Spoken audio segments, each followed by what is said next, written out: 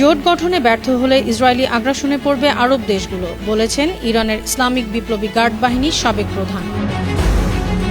ইউক্রেনে হামলা চালাতে এবার রোমানিয়ায় প্রবেশ করল রাশিয়ান ড্রোন। রাশিয়ায় তেল শোধনাগারে ইউক্রেনের ড্রোন হামলা। লন্ডনে অভিবাসন বিরোধী পাল্টাপাল্টি সমাবেশ। ব্রিটেনের সরকার পরিবর্তনের আহ্বান মার্কিন ধনকুবের ইলন মাস্কের।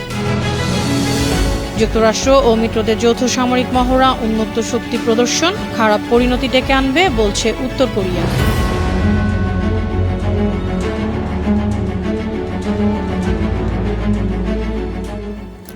শুনছিলেন সংবাদ শিরোনাম। সবাইকে স্বাগত জানাচ্ছি বিশ্বজুড়ে প্রতিদিনে বিশ্বের বিভিন্ন প্রান্তের সবশেষ তথ্য জানাতে আপনাদের সঙ্গে আছি আমি অনন্যা চৌধুরী।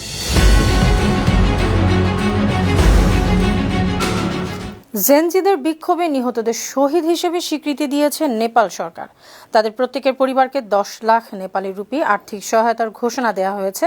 এ তথ্য জানিয়েছে সে দেশের সংবাদ মাধ্যম দ্য হিমালয়ান টাইমস। রোববার আনুষ্ঠানিকভাবে অন্তর্বর্তী সরকারের প্রধানমন্ত্রী হিসেবে দায়িত্ব পালন শুরু করেছেন সুশীলা কার্কি। বিভিন্ন মন্ত্রণালয়কে ক্ষয়ক্ষতির বিস্তারিত প্রতিবেদন তৈরির নির্দেশ দিয়েছেন তিনি। প্রথম দিনই বিক্ষোভে হতাহতদের সহায়তার সিদ্ধান্তে সই করেন সুশীলা। সরকারি হিসেব অনুযায়ী বিক্ষোভ ও সহিংসতায় নিহতের সংখ্যা 72 জন। তাদের মধ্যে 59 জন বিক্ষোভকারী, 10 জন বন্দী ও 3 জন পুলিশ সদস্য।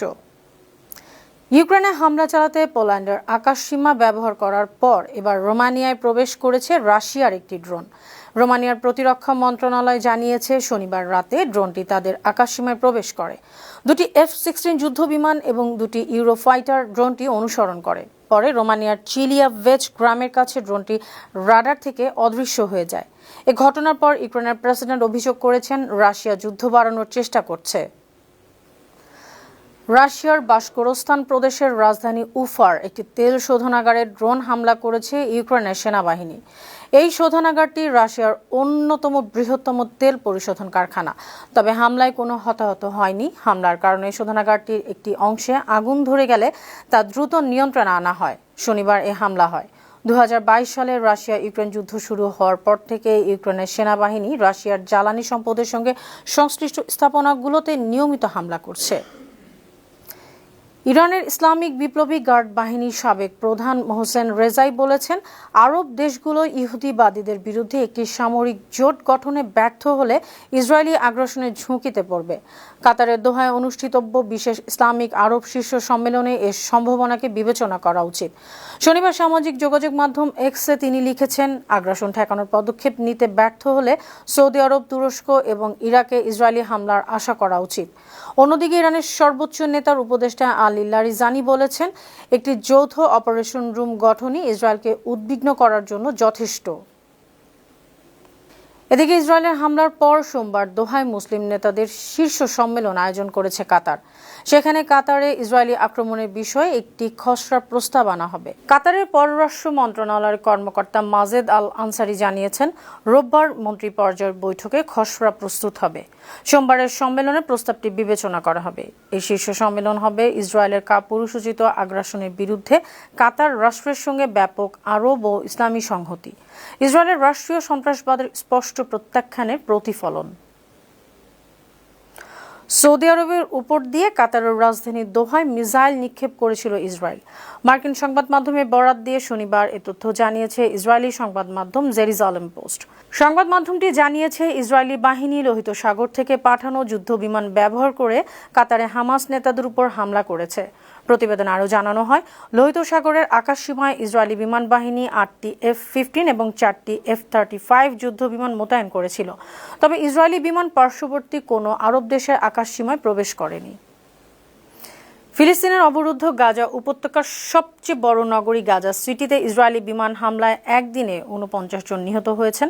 বাড়িঘর হারা হয়েছেন 6000 মানুষ। হামলায় গুঁড়িয়ে দেওয়া হয়েছে জাতিসংঘ পরিচালিত আশ্রয় কেন্দ্র সহ অনেক ভবন।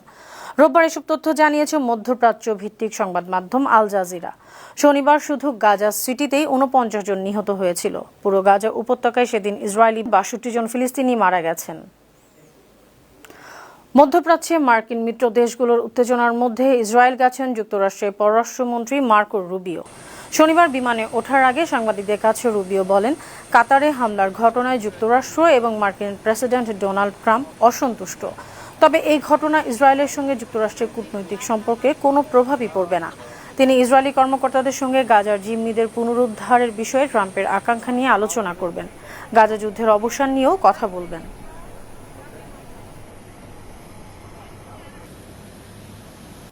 ইসরায়েলের প্রধানমন্ত্রী বেনিয়ামিন নেতানিয়াহু বলেছেন, কাতারে থাকা হামাসের সন্ত্রাসী নেতারা যুদ্ধবিরতির প্রচেষ্টা আটকে দিয়েছেন। সামাজিক যোগাযোগ মাধ্যম এক্সে তিনি একথা লিখেছেন। অন্যদিকে হামাস বলেছে যে ইসরায়েল দোহায় হামলা চালিয়ে যুদ্ধবিরতি আলোচনা ভেস্তে দিতে চাইছে। ইসরায়েল দাবি করেছে, যুদ্ধ শেষ করতে হলে অবশ্যই সব জিম্মিকে মুক্তি দিতে হবে, হামাসকে অস্ত্র সমর্পণ করতে হবে। কিন্তু হামাস বলছে যে স্বাধীন ফিলিস্তিনি রাষ্ট্র প্রতিষ্ঠা এবং যুদ্ধ শেষ করার চুক্তি ছাড়া তারা সব জিম্মিকে মুক্তি দেবে না। হামাসের কাছে জিম্মিদের মুক্তির দাবিতে ইসরায়েলের রাজধানী তেল আবিবে শনিবার বিক্ষোভ হয়েছে। বিক্ষোভকারীরা যুদ্ধ বন্ধ করে জিম্মিদের ফিরিয়ে আনতে মার্কিন প্রেসিডেন্টের প্রতি আহ্বান জানিয়েছেন। গাজা যুদ্ধ বন্ধের দাবিতে এবং গ্লোবাল সুমো ফ্লোটিলার প্রতি সমর্থন জানিয়ে ব্যাপক বিক্ষোভ হয়েছে ইতালির মিলান শহরে। শুক্রবার হাজারো ফিলিস্তিনিপন্থীরা এ বিক্ষোভে অংশ নেন। একই দাবিতে শনিবার ব্রাজিলের সাও পাওলো শহরেও বিক্ষোভ হয়। সেদিন স্পেনের মাদ্রিদেও ফিলিস্তিনির পক্ষে বিক্ষোভ হয়। অন্যদিকে ফ্রান্সের প্যারিসে কয়েকশো বিক্ষোভকারী গাজাবাসীর প্রতি সংহতি জানায়। যুক্তরাষ্ট্র ও মিত্রদের যৌথ সামরিক মহড়াকে উন্মুক্ত শক্তি প্রদর্শন আখ্যা দিয়েছেন উত্তর কোরিয়ার সর্বোচ্চ নেতা কিম জং উনের বোন কিম ইয়ো জং। তিনি বলেছেন, এতে খারাপ পরিণতি ডেকে আনবে। রোববার দেশটির রাষ্ট্রীয় গণমাধ্যমে তার এই মন্তব্য প্রকাশ করেছে বলে জানিয়েছে এএফপি। আগামী সোমবার থেকে শুক্রবার পর্যন্ত দক্ষিণ কোরিয়ার জেজু দ্বীপের কাছে নৌ, বিমান ও ক্ষেপণাস্ত্র প্রতিরক্ষা মহড়া অনুষ্ঠিত হবে। পাশাপাশি ওয়াশিংটন ও সিউল একটি টেবিলটপ মহড়াও চালাবে। এদিকে মার্কিন রাষ্ট্রপতি ডোনাল্ড ট্রাম্পের বিরুদ্ধে দক্ষিণ কোরিয়ার রাজধানী সিউলে শনিবার ব্যাপক বিক্ষোভ হয়েছে। ক্যান্ডেলাইট অ্যাকশন গ্রুপের উদ্যোগে এ বিক্ষোভ হয়। এ সময় বিক্ষোভকারীরা খেলনা হাতুড়ি দিয়ে মার্কিন প্রেসিডেন্ট ডোনাল্ড ট্রাম্পের পুতুলে আঘাত করেন। শুক্রবার প্রায় 300 কোরিয়ান কর্মীকে দেশে পাঠিয়েছে যুক্তরাষ্ট্র সরকার। তারা আমেরিকায় হাউন্ডাইয়ের ইভি ব্যাটারি প্ল্যান্টে কাজ করতেন। ভিসা জটিলতার কারণে জর্জিয়ার বার্টো কাউন্টিতে তারা আটক ছিলেন। লন্ডনের সেন্ট্রাল এলাকায় অভিবাসন বিরোধী সমাবেশ করেছেন 1 লাখেরও বেশি মানুষ। শনিবারের ওই সমাবেশে পুলিশের সঙ্গে সংঘর্ষ হয়। এই বিক্ষোভকে সাম্প্রতিক সময়ে যুক্তরাজ্যে অন্যতম বৃহত্তম ডানপন্থী বিক্ষোভ হিসেবে বিবেচনা করা হচ্ছে।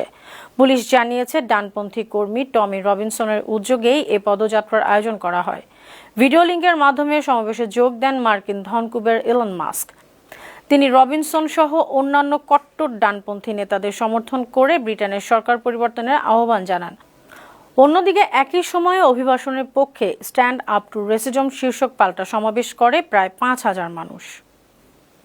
পাকিস্তানের উত্তর পশ্চিম খাইবার পাখতুনখোয়া প্রদেশে সেনাবাহিনী ও পুলিশের সঙ্গে বন্দুকযুদ্ধে 45 জন সন্ত্রাসী নিহত হয়েছে। এ সময় মারা গেছেন 19 জন সেনা সদস্য। বাজাউর, দক্ষিণ ওয়াজিরিস্তান এবং লোয়ার দির জেলায় গত 3 দিনে এসব অভিযান হয়। শনিবার পাকিস্তানের সেনাবাহিনীর আন্তঃবিভাগ সংযোগ দপ্তর এ তথ্য জানিয়েছে। এ সময় বিপুল পরিমাণ অস্ত্র ও গোলাবারুদ জব্দ করা হয়েছে। খাইবার পাখতুনখোয়া প্রদেশটি আফগানিস্তানের সীমান্তবর্তী। পাকিস্তানের তালেবানপন্থী রাজনৈতিক গোষ্ঠী তেহরিক-ই-তালেবান পাকিস্তানের টিটিপি ঘাঁটি হিসেবে পরিচিত।